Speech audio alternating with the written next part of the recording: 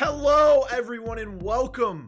realBluTV here with another video, and I've gotten a lot of feedback on Reddit pertaining to the last 3 guides that we put up. And yes, they are not really in-depth guides of how to play the character to the best success and to many playstyles. Instead, they were geared and they were, marketed towards these newer players that generally, no disrespect, download the game, they double upgrade their pistol, they jump into a game, and then they lose round 1, and then they delete the game, or they close app, and they leave their team in a 3v4 situation. So, to streamline the process, these videos are going to continue to be item guides, but we will market them as item guides, both in the thumbnail and in the title now. We've already changed the last 3, but in the future, coming soon, we will have more in-depth guides of how to play the characters, choke points, and best angles to hold with that character, how to play it more efficiently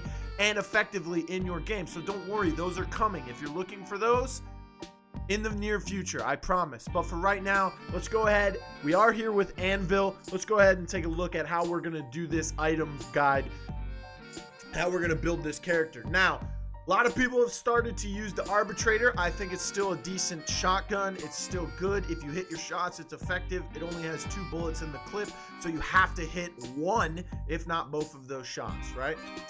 This is good for maps that are close quarters, especially if you like playing close quarters with Anvil. Remember, this is for demolition. We don't really build our kit for strikeout because you can just do whatever you want in that game mode, right? Same for extraction, kind of. But in demolition, I like to go with the MLX Maul, the LMG. It's much better. Now, first round buy, of course, is going to depend whether I'm on defense or offense.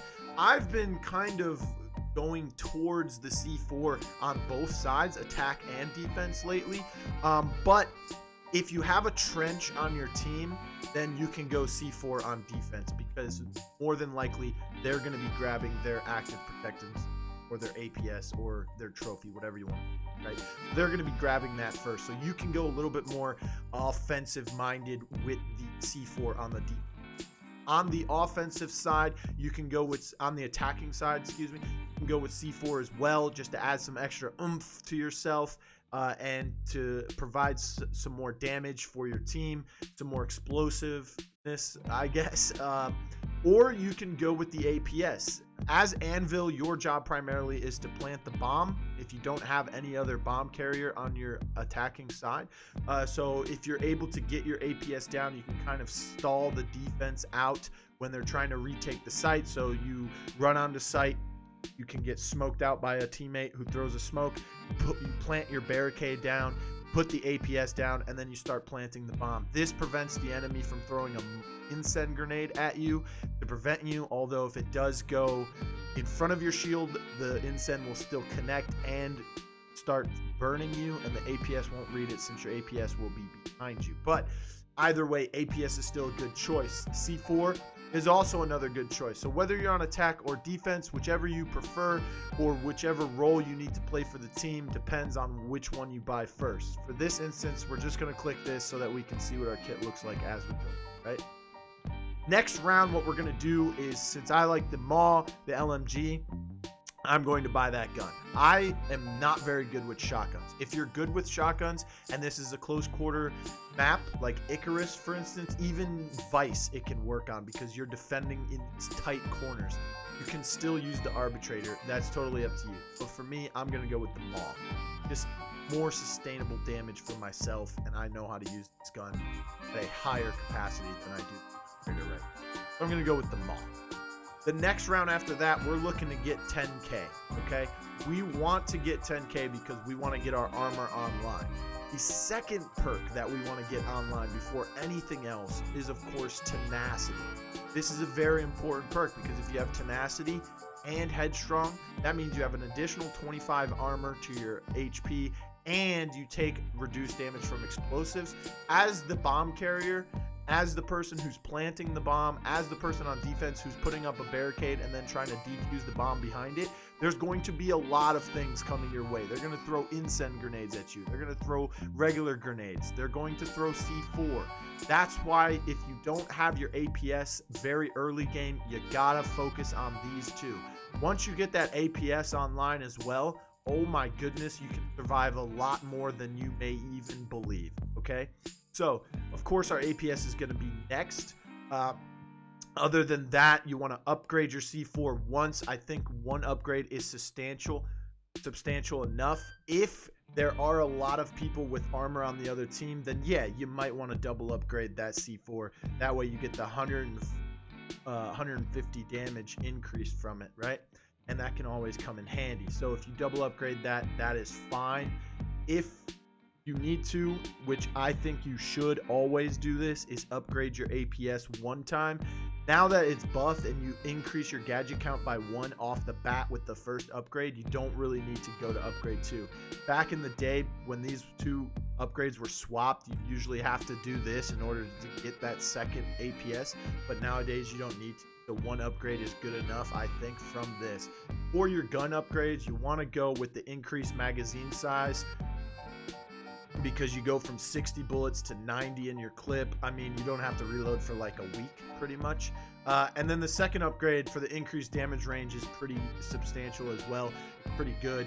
Other than that, we see a lot of Anvils run bats. I think melees, of course, come in handy, especially if you're dealing with a trench on the other side. If you're on attack, you need to take care of a bunch of APSs. You don't really want to waste your support for that.